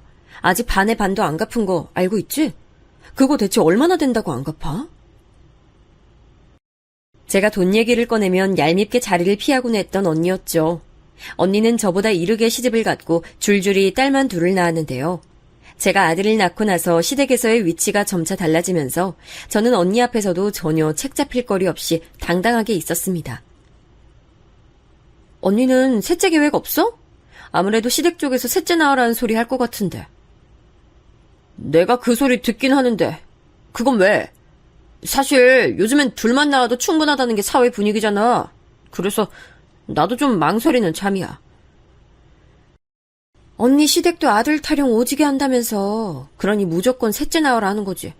딸을 더 낳으라는 게 아니라 아들 낳으라는 의미인 거 언니도 알지? 난 하나만 낳았어도 둘째 셋째 낳으라는 말은 안 듣네. 워낙 시댁 식구들이 아이 봐주는 것도 앞다투어 해주려고 들어서 내가 손 가거나 신경 쓸 것도 없어서 나 요즘 계속 여유롭게 지내. 근데 언니는 요즘 들어 안색이 더 안 좋네? 어제 시댁 다녀왔다면서. 별로 안 좋았나 봐. 제 평생에 저를 놀려먹고 등쳐먹었던 존재가 바로 제 언니였는데 제 얄미운 발언에도 이런 방구도 못하고 입술을 꽉 깨무는 걸 보니 속이 더 시원하더라고요. 저 스스로도 나한테 이런 면이 있었나 싶었네요. 이 모든 걸 가능케 한 존재가 바로 제 아들이라는 건 아주 명확했습니다. 저는 날이 갈수록 아들을 더 아끼고 위해줬죠. 참고로 친정 언니는 그 이듬해에 셋째를 가졌는데 또 딸을 낳았습니다. 그 이후로 자기 시댁에 잘 안 가게 됐다고 하더라고요. 전 반면에 비록 편하진 않지만 제 아들이 이제는 있었기 때문에 어렵지는 않는 심정으로 시댁을 꽤 자주 가는 편이었어요. 갈 때마다 시댁에서 제 아들을 무척 반겨줬고요. 그런 나날을 보내며 저는 생각했죠. 아, 이제서야 결혼 생활을 하는 기분이 나고 사는 맛이 난다고 말이죠. 둘째를 생각한 적도 있었지만 남편과 상의한 끝에 가지기로 했을 때는 바람처럼 결과가 따라주지 않았어요. 그래서 이때 잠시 포기를 했었고 시간이 좀 더 지나서 다시 둘째 생각이 들었을 때 그때는 이제 병원부터 가봤는데 남편이 나이가 있는 만큼 활동성이 꽤 많이 떨어진다는 소견을 받았습니다. 제가 자궁 쪽이 살짝 약한 편이기도 해서 저희 부부는 고심하다가 둘째를 영영 포기하는 쪽으로 가닥을 잡았어요. 아들에게만 올인하기로 결심하기로 마음먹었죠. 어느덧 아들이 중학교 입학을 했을 때였는데 시아버지께서 돌연 쓰러지셨어요. 혈관 질환 때문이었는데 상태가 좀 좋지 않아서 병원에서 주의 깊게 살피면서 입원 생활을 하셨습니다. 제가 또 이때 아들의 위험을 느꼈습니다. 시댁 식구들이 많이 모인 병실에서 주말 낮 시각 제가 아들을 데리고 들어섰는데 단박에 시아버지 표정이 환하게 변하는 게 보였어요. 우리 손자 왔구나. 우리 집안의 미래. 아이, 다들 저리 좀 비켜. 우리 손자 가까이 와야 되니까. 아유, 우리 귀염둥이 하래비한테 어서 와봐. 하래비가 우리 손자 용돈 주려고 기다리고 있었어. 손녀 한 트럭보다 손자 한 명을 중하게 여기시는 시아버지의 태도가 그 손자의 엄마인 저로선 무척 반가웠던 게 본심이었습니다. 저는 아들이 대견하고 기특해서 견딜 수가 없었어요. 잿빛이었던 제 인생에 처음 내리쬐은 밝은 빛이 바로 제 아들이었습니다. 시아버지께선 그때 무사히 퇴원을 하셨지만 이듬해에 돌아가셨어요. 질환은 이길 수 없는 모양이었죠. 아직 시어머니께서 멀쩡히 살아계시기 때문에 이때 섣불리 재산 이야기는 안 나왔고요. 그런데 제 아들이 고등학교를 입학한 직후 시어머니께서 저희 식구를 따로 부르시더라고요. 그 양반이 아무래도 딸보단 아들, 손녀보단 손자 이렇게 위하는 양반이었으니 나도 그 뜻을 따르는 게 맞는 것 같네. 일부를 몰래 따로 증여해 줄 거니까 그렇게들 알고 있어. 정말이세요? 감사합니다, 어머님. 어렵게 결심하셨을 테니까 사양하지 않고 감사하게 받아서 유용하게 잘 쓸게요. 시어머니의 놀라운 결단에 감격한 제가 거듭 인사를 드렸어요. 그런데 옆에서 남편은 마치 당연한 소리를 들었다는 표정으로 덤덤하기 짝이 없었고요. 뒤편의 아들은 지루한지 하품이나 날리고 있었습니다. 감사 인사를 드리는 사람은 끝까지 저 하나였네요. 지금 생각해보면 정말 놀라운 사실은 제 아들이야 손자니까 그렇다 치고 제 남편에게 시어머니께서 아무런 따끔한 지적도 안 하셨다는 겁니다. 그만큼 아들에겐 관대하신 분이었다는 의미겠죠. 저는 시어머니의 관대하지 못한 면모를 많이 접했던 사람으로서 지난 서름이 다 씻겨내리는 듯한 감동을 맛봤어요. 감개무량하더군요. 아들을 낳아서 천만다행이라는 생각을 또 한 번 했습니다. 세월이 더 흐르면서 품 안의 자식은 어느덧 장성했고 사회생활을 하겠답시고 번듯한 직장을 다니더니 어느새 결혼을 입에 올리더군요. 자기도 이제 슬슬 결혼할 생각을 하게 된 나이라고 말이죠. 남편은 친탁을 한 건지 나이가 들면서 건강관리가 필수인 몸이 됐기에 아들을 장가 보내는 게 무척 섭섭했지만 남편 건강을 생각하면 하루빨리 장가 들게 하는 게 낫다는 생각도 들었어요. 저는 며느리감을 깐깐하게 볼 작정이었어요. 절대 결코 아무나 제 아들하고 결혼시킬 순 없었습니다. 그래서 아들이 결혼하고 싶은 여자라면서 처음 며느리를 데려왔을 때 제가 눈에 불을 켜고 허점이 있나 찾아봤어요. 우선 인상이 참하더군요. 수려한 맛은 없어도 수수한 매력이 있었어요. 키는 보통이라 괜찮았는데 몸이 꽤 마른 듯해서 이건 좀 걱정이었고요. 그런데 제가 딱 눈치로 보건대 왠지 제 아들이 몸 아려운 강아지처럼 옆에서 어쩔 줄을 몰라 하는 기색이었어요. 캥기는 지점이 있다는 뜻이었죠. 이윽고 며느리가 자기 가족 얘기를 꺼냈을 때 저는 아들이 왜 그런 기색을 내보였는지 바로 알 것 같아졌습니다. 며느리의 가족은 이상적인 그림에서 벗어나 있었기 때문이에요. 저희 부모님은 제가 중학교 1학년 때 이혼을 하셨어요. 그 이전에도 별거는 좀 하셨었고요. 네? 이혼? 아니 잠깐, 아가씨는 저희 아들처럼 외동이라고 하지 않았어요? 그럼 그 나이에 부모 이혼을 겪으면서 아픔을 함께 나눌 형제자매도 없었겠네요? 학교에서 친구는 좀 있었어요? 솔직히 말씀드리자면 별로 없었어요. 2년 사이에 전학을 3번이나 갔었거든요. 부모님하고 이사 다니느라 그렇게 됐어요. 그 바람에 친구를 사귀기가 쉽지 않았습니다. 부모님의 사이가 좋지 않으셔서 자주 싸울수록 저는 눈치 보느라 점점 조용하고 소극적인 성격이 됐어요. 그래서 새로운 친구들에게 먼저 다가가기도 어려웠고요. 저런, 그런 사연이 있었군요. 그럼 부모님이 이혼을 아예 하신 다음에는 누구하고 살았어요? 모친? 아니면 혹시 부친? 두 분 다 아니에요. 저는 큰고모 댁에 가서 지냈고요. 고등학교 졸업한 이후엔 이모부의 도움을 받으며 지냈어요. 부모님은 각자 재혼을 하셔서 두 분 다 절 맡으시길 어려워하셨어요. 세상에. 아유, 무슨 이런 경우가 다 있어요? 외롭고 힘들었겠네. 진짜로 의지가 되는 곳이 없었을 테죠?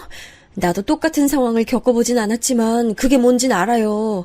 의지할 곳 없고 진짜 내 편이 없는 것 같아서 방황하는 그 심정. 맞아요. 제가 딱 그랬어요. 그래서 저는 제가 늘 뿌리 없는 나무처럼 느껴졌어요. 그러다가 오빠와 연애를 하게 되면서 마음의 안정을 찾게 됐고 결혼까지 꿈꾸는 단계로 왔네요. 너무 부족한 면이 많은 저라는 걸 알고 있어서 부끄럽고 죄송합니다. 고개를 푹 숙이는 그때 며느리의 정수리만큼 그 순간 세상에서 측은해 보이는 건 없었어요. 솔직히 말해서 전 며느리가 마음에 들지 않았어요. 안타깝고 안쓰럽고 그건 분명히 저도 공감했어요. 그러나 왜 하필 이런 사람이 내 아들의 배우자가 되어야 하는가, 이런 것에 대한 불만이었죠. 멀쩡한 사람이어도 탐탁지 않을 판국이었는데 가정 배경에 결함이 있는 사람이라니. 게다가 금전 상황도 역시나 여유롭지 못했고요. 하지만 아들이 저를 너무 애처로운 눈으로 바라보고 있었기에 그걸 실망시킬 수가 없었어요. 또한 며느리가 자기를 뿌리 없는 나무라고 칭한 것이 제 심금을 울려서 여운을 만들어냈습니다. 결국 못 이기는 척 허락을 해주고 말았네요. 그때로부터 딱 8개월이 지난 날짜에 결혼식을 올렸어요. 신혼집은 아들이 출퇴근하기 좋으며 제가 종종 들여다보기 좋은 위치에다가 얻어줬고요. 과연 둘이 잘 살지 그저 소꿉놀이처럼 하고 사는 건 아닌지 걱정됐는데 이때 시어머니께서 건강이 확 악화되셨습니다. 이제 가실 때가 되어서 그러신 거였고 별수 없이 제가 또 곁을 종종 지켜드렸죠.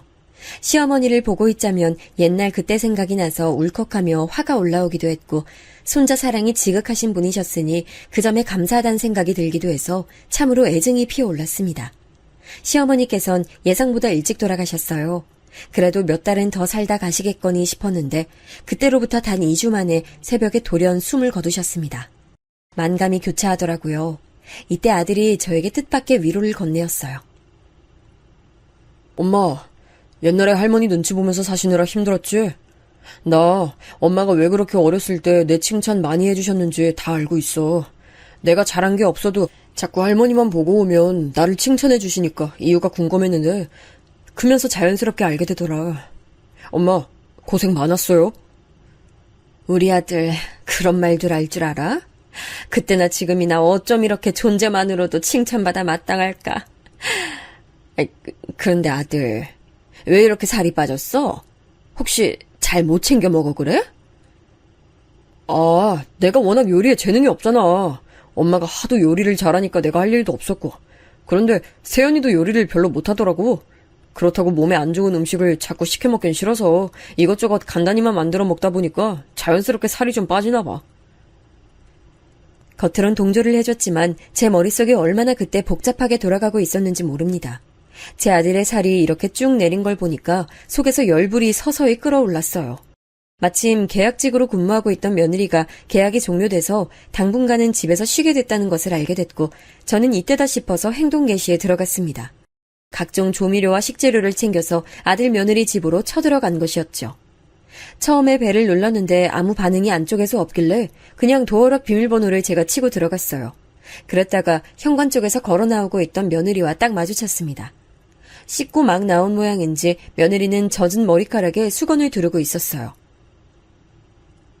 아, 네가 씻느라고 벨 울리는 소리도 못 들었구나. 난 또 집에 있으면서도 일부러 없는 척하는 건가 했네. 네? 제가 그럴 리가 없잖아요. 하필 욕실에 있어서 빨리 못 나와본 것뿐이에요. 너도 참 왜 그렇게 놀라고 그래? 그냥 농담한 거 가지고. 내가 문 열고 들어왔으니까 됐어. 이것 좀 부엌에 같이 옮기자. 두고두고 유용하게 쓸만한 것들로 엄선해서 가져왔으니까 오늘 싹 소분해 놓으면 앞으로 때마다 잘 쓰기만 하면 돼. 대파, 양파, 마늘, 고춧가루. 아, 정말 요리에 꼭 들어가는 것들만 가져오셨네요. 저기 그런데요, 어머님. 저희 집 현관 비밀번호는 어떻게 알고 들어오셨어요? 어떻게 알았겠니? 네가 안 알려줬으면 다른 방법이 하나밖에 더 있겠어? 우리 아들이지. 네가 이제 당분간 집에 있을 테니까 같이 시간 보내면서 요리 연습도 하고 사이좋게 지내라면서 우리 아들이 엄청 기쁘게 말하더라. 제가 일부러 활력을 담아 말을 해줬건만 며느리는 조용하게 배시시 웃을 따름이었어요. 원래 성향이 차분하겠거니 싶어서 그런 건 그냥 뒀네요. 같이 식재료를 잘게 썰어서 소분한 뒤 냉동실에 보관하는 작업을 하는 와중에도 저만 이러쿵저러쿵 떠들었을 뿐 며느리는 조용했어요. 경청은 하는 것인지 제가 지시를 하면 곧잘 따르더라고요. 그리고 제가 요리도 한번 시켜봤죠. 지금 아무거나 해보라고요? 제가 오빠한테 식사를 해줄 수 있는 요리로 아무거나요? 그래. 그게 뭐 어렵다고 자꾸 반문을 하니? 아무거나 뚝딱 하나 만들 수 있는 걸로 해봐.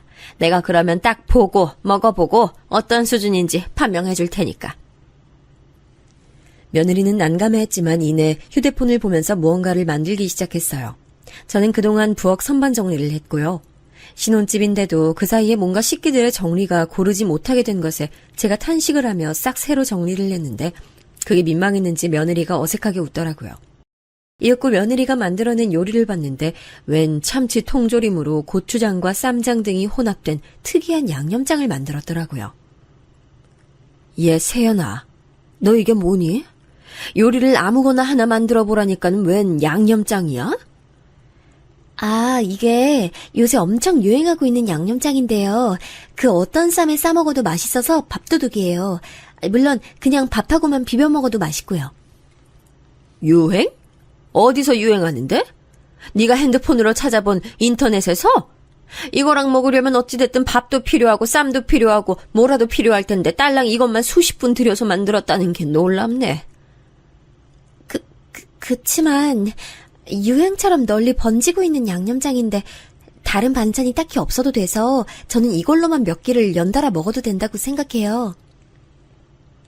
며느리가 풀이 죽어서 웅얼거리는 소리를 듣고 제가 기함을 했네요. 이까짓 걸로 몇 끼를 연달아 먹는다니 어디 교도소 급식이라도 그것보단 나을 것 같았네요. 며느리가 혼자 먹는 거라면 몇 끼를 먹든 몇백 끼를 먹든 둘 수 있었지만 제 아들이 먹을 거였기 때문에 결코 좌시할 수 없었습니다. 결국 저는 파를 걷어붙이고 나물 데쳐서 무치는 법, 기본 냉장고에 있는 재료들도 부침개에 부치는 법, 남은 재료 보관하는 법 등을 열심히 알려줬어요. 며느리는 휴대폰에 메모를 해가면서 부지런히 배웠고요. 비록 알려주느라 힘이 들긴 했어도 며느리가 잘 배우는 걸 보니까 뿌듯하더라고요.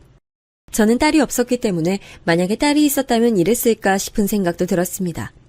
그리고 며칠 뒤 제가 외출을 나갔다가 동선이 그쪽하고 맞아서 아들 며느리 집에 들러봤어요. 벨을 2번 누르고 나서 도어락을 제가 비밀번호 치고 들어갈까 말까 고민하고 있는 사이 문이 열렸습니다. 며느리가 부시시한 모습으로 저를 맞아줬죠. 세상에나 마상에나, 너 설마 지금까지 잔 거야? 지금 시간이 몇 시인데 해가 중천 뜬 지도 오래야. 이렇게 늦게까지 자다니 너 어제 몇 시에 잤길래 이러니? 아, 어머님 오셨어요. 그게 제가 외국에서 하는 프로그램을 보다 보니까 시차가 있어서 그게 여기 시간으로는 새벽 4시에 끝나더라고요. 아, 다 보고 잤더니 일어나는 게 조금 늦어졌네요. 아니 뭐 그런 걸 챙겨보는 게 다 있어. 너 그러면 당연하게 우리 아들 아침밥은 건너뛰었다는 거네? 그런 쓸모없는 프로그램은 대체 왜 보는 거야? 너 혼자 사는 것도 아닌데 그런 건 좀 안 보고 살았으면 좋겠네. 집에 시리얼이랑 오트밀 사다 놓은 거 있어서 오빠는 아침에 그거 알아서 먹고 출근했어요. 그 외국 프로그램은 매일 하는 게 아니고 시기가 정해져 있어서 딱 그때만 하고 끝나요. 아, 어쨌든 늦게 일어나서 죄송합니다. 아유, 내가 엎드려 절받길 하려니까 속이 갑갑해지네. 너 아직 그럼 식사도 아직이겠네? 잘 됐네. 뭐 좀 만들어 먹자. 넌 나물 한 가지만 무쳐봐. 나머진 내가 다 할 테니까. 지난번에 알려준 것도 있으니 그까짓 거 무치는 건 일도 아니라고 여겼어요. 그런데 잠시 후 며느리가 무친 나물을 먹어보는데 제가 알려준 그 맛이 아닌 거예요. 가만 보니까 다진 마늘부터 너무 통으로 듬성듬성 넣었고 나물에 물기도 꼭 짜여져 있지 않았습니다. 갈 길이 멀다 싶어서 저는 한숨부터 내쉬었죠. 만약 며느리 같은 인물이 세상 떠난 제 시어머니 같은 인물을 만났다면 그야말로 작살났을 거라는 생각이 들더라고요. 저는 연신 고개를 절레절레 흔들면서 제가 모든 요리를 다 했습니다. 밥을 먹으면서도 저는 며느리에게 부엌 살림에 대해 전반적인 설명을 해줬고요. 며느리가 주의 깊게 들어줘서 고마웠네요. 며칠 뒤 저희 부부가 아들과 며느리에게 돼지갈비를 쏘기로 한 날이었어요. 식당에 같이 둘러앉아서 이런저런 대화를 하며 고기를 굽는데 며느리가 먼저 제 눈치를 살피면서 자기가 너무 부족한 것 같다는 말을 꺼내더군요. 에이, 너무 그렇게 소심해지지 마. 세연아, 우리 엄마 요리 솜씨는 내가 보기에 전국 8도급이야. 동네 단위로는 우리 엄마하고 아예 상대가 안 돼. 이런 수준인데 네가 우리 엄마의 요리 솜씨를 못 따라가는 게 당연하지. 그러니까 따라갈 욕심 부리지 말고 차근히 배울 생각만 해. 아, 역시 어머니가 너무 뛰어나신 거지. 어쩐지 내가 따라가기가 어렵더라. 어머님, 저는 손끝이 원체 야무지지가 못해서요. 요리 솜씨를 따라잡는 건 지금은 힘들 것 같고 메뉴 하나씩 정도로만 배워 나갈게요. 아들이 싱글벙글 웃으면서 말하는데 며느리는 상당히 멋쩍다는 표정을 지으면서 말을 받았어요. 며느리 표정이 어두운 게 마음에 걸렸지만 저는 제 아들이 다정하고 사려 깊다는 것에 초점을 맞추기로 했습니다. 제 길을 살려주는 존재는 역시 아들이 최고였어요. 저는 그 이후로 몇 번 더 아들 며느리 집에 방문했다가 그때마다 며느리의 요리 실력에 갸우뚱하게 됐고 아예 그냥 제가 반찬을 직접 만들어서 가져다 주는 것으로 노선을 틀게 됐어요. 요리에 통달하는 건 나중 일이고 지금은 생긴 반찬을 적극적으로 잘 활용하면서 지내기만 해도 괜찮을 것 같더라고요. 그렇게 생각한 저는 매번 3가지에서 많으면 5가지 종류의 반찬을 만들어 아들 며느리 집에 찾아갔어요. 가짓수는 여러 개로 유지하되 양은 적게 만들어서 최대한 신선한 상태일 때 다 먹을 수 있도록 했죠. 집밥을 워낙 좋아하는 아들은 출근 전 아침과 출근 후 저녁에 제가 만든 반찬으로 밥을 먹으며 만족해했습니다. 일주일에 2번 내지 3번을 꼬박 방문했었네요. 어떤 날에는 간 김에 냉장고 청소도 제가 싹 해줬어요. 이런 굳은 일을 제가 해줘야 며느리가 편해지고 또 제가 하는 걸 보면서 자기도 배울 거라고 생각했죠. 어머나 세상에 이거 막장통 봐봐라. 응? 가장자리에 곰팡이 피기 시작한 거 보여? 그러네요. 막장에 벌써 곰팡이가 필 줄이야. 전혀 예상 못했어요.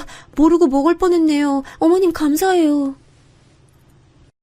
제가 곰팡이가 보이는 막장을 발견했는데 며느리가 대뜸 그 통을 제 손에서 빼앗아 들더니 싱크대 쪽으로 가버렸어요.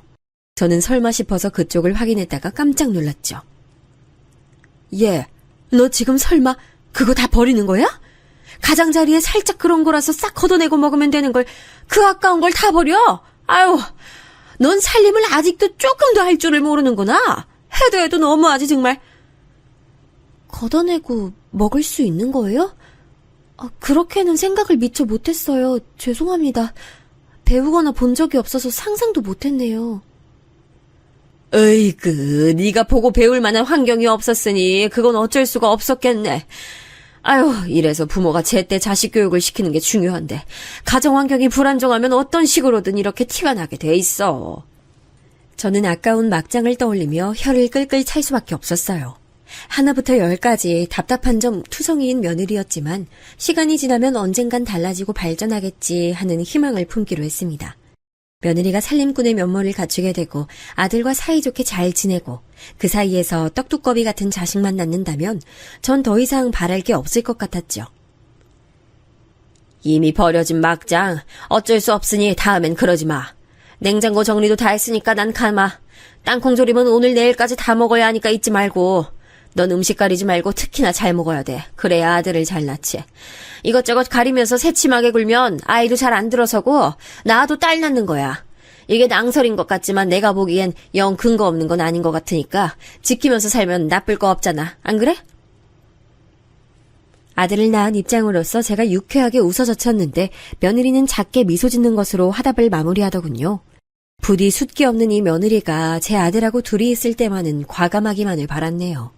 속으로 한숨을 쉬며 집을 나섰던 저는 며칠이 지나고 다시 반찬을 만들어서 찾아갔어요. 아들이 이틀 전에 저에게 소고기 장조림을 먹고 싶다고 문자를 보내놔서 그걸 만든 참이었죠. 일단 벨부터 눌렀는데 응답이 없더군요. 그래서 도어락 비밀번호를 치고 들어갔어요. 그러자 안방에서 며느리가 부스스하게 나오더라고요. 또 이 시간까지 잔 거냐고 잔소리하고 싶은 욕구가 턱끝까지 차올랐는데 제가 간신히 눌렀습니다. 식탁 위에 가져온 반찬부터 내려놓고 말했죠. 일단 이거 싹 다 정리해서 냉장고에 넣어놔. 새로 산 락앤락 통들 있지? 선반에서 그거 꺼내다가 양 맞춰서 나눠 담고 예쁘게 정리 시작해. 정리요? 예쁜 정리요? 진짜 귀찮아 미치겠네. 그 애미에 그 아들인지 둘 다 사람 돌아버리게 만드는 재주들이 있네. 뭐라고? 너 방금 뭐라 그랬니? 내가 잘못 들었나? 얘 잠깐만. 너 그거 어디로 가지고 가는 거야? 정리해서 넣으라니까 그거 왜 다 쓰레기통에 냅다 버려? 야! 너 미쳤어? 잠이 덜 깼어?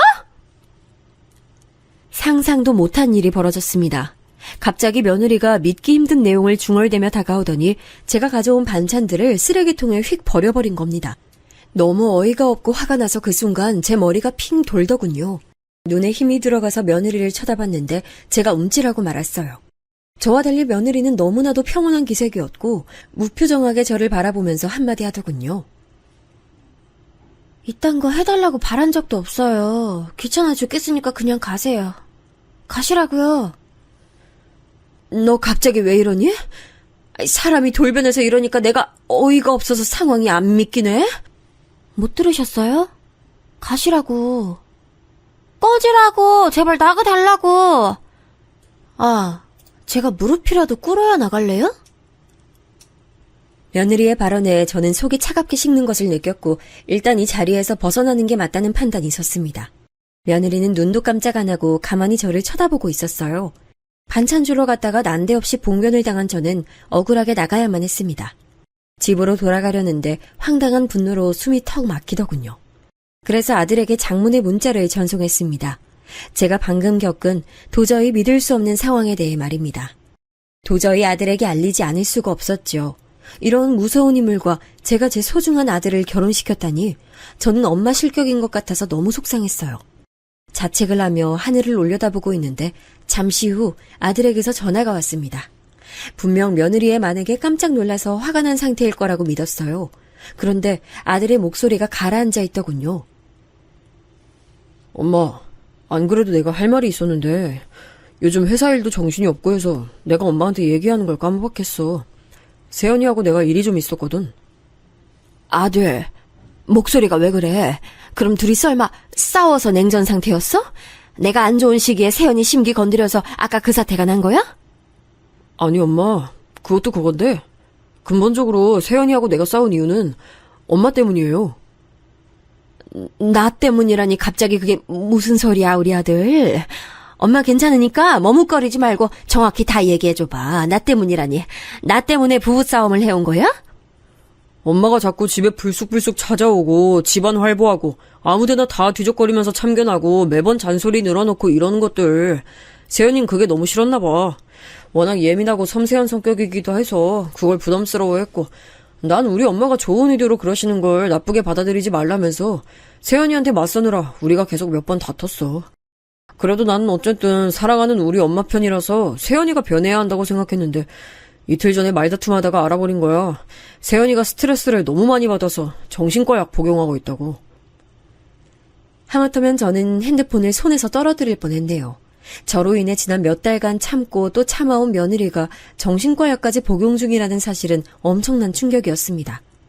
손이 덜덜 떨려왔어요. 아들이 한숨과 함께 털어놓은 내막. 며느리는 불우한 가정 환경을 겪었던 탓에 자기만의 공간, 안식처, 이런 개념에 아주 예민한 사람이었던 겁니다.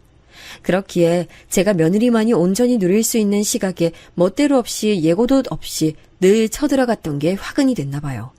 이혼한 부모 양쪽에게서 버림을 받았던 며느리는 늘 인내하면서 어른의 눈치를 보고 참는 것이 능사라고 익혀왔기에 저와의 관계도 좋게 출발하고 싶어 참아왔던 모양입니다. 이젠 너무 지치고 힘들어서 세연이 다 포기하고 싶은 생각까지도 든다고 하더라. 근데 난 또 세연이가 너무 비약적인 말을 하는 것 같아서 공감이 안 가는 거야. 난 엄마의 사랑만 듬뿍 받고 자라서 솔직히 세연이의 그런 정신적 아픔을 모르겠더라고. 근데 약 먹고 있다고 밝히는 세연이 표정이 정말 세상의 허물을 다 끌어안는 모습이었어요. 엄마, 나 어떡하면 좋을까? 우리 아들, 우선 절대 자책은 하지 말고 우리 아들 잘못 아니니까 다 엄마 잘못이니까 엄마가 해결할 거야. 엄마가 미안해. 저는 속사포처럼 아들에게 대답한 후 도망치듯 전화를 빨리 끊었어요. 아들의 전화를 제가 먼저 끊은 것은 이때가 처음이었습니다. 그리고 아파트 놀이터 구석에 주저앉아 가슴을 치며 오열했습니다. 이날 이때까지 인생을 살아온 저라는 존재가 결국 이 정도밖에 안 됐다는 것. 저도 결혼하고 나서 시어머니 때문에 정말 하루에 10번도 더 죽고 싶을 때가 많았고 남편 또한 그때 도움 하나 안 되는 존재였기에 정신을 놓아버릴 것만 같았는데 그 과정을 지나왔던 제가 며느리에게 똑같이 괴물 같은 시어머니가 되어버렸다는 것. 사이 좋지 않은 친정 식구들을 둔 탓에 피를 나눈 가족에 대한 묘한 갈망과 갈증을 가지고 있는 제가 온전한 가정의 울타리 없이 부유하며 살아온 며느리의 아픔을 조금 더 들여다보지 못했다는 것. 마지막으로 제가 제 목숨보다 귀하게 여기는 아들의 결혼 생활에 제가 오점을 남기고 말았다는 것. 이 모든 것들이 제 안을 소용돌이치면서 절 울부짖게 했어요. 왜 저는 이다지도 단편밖에 못 보고 사는 인간인 것인지 스스로가 너무 옹졸하게 느껴졌습니다. 이 서글픈 죄책감을 어떻게 해야 현명하게 털어낼 수 있을지 모르겠어요. 며느리와 허심탄회한 대화를 나누어 보고 최대한 며느리가 원하는 쪽으로 제가 맞춰줄까 싶은데 이것 또한 저의 오판일까봐 겁이 납니다. 이 상황에서 제가 어찌해야 가장 현명한 길을 걸어갈 수 있을까요?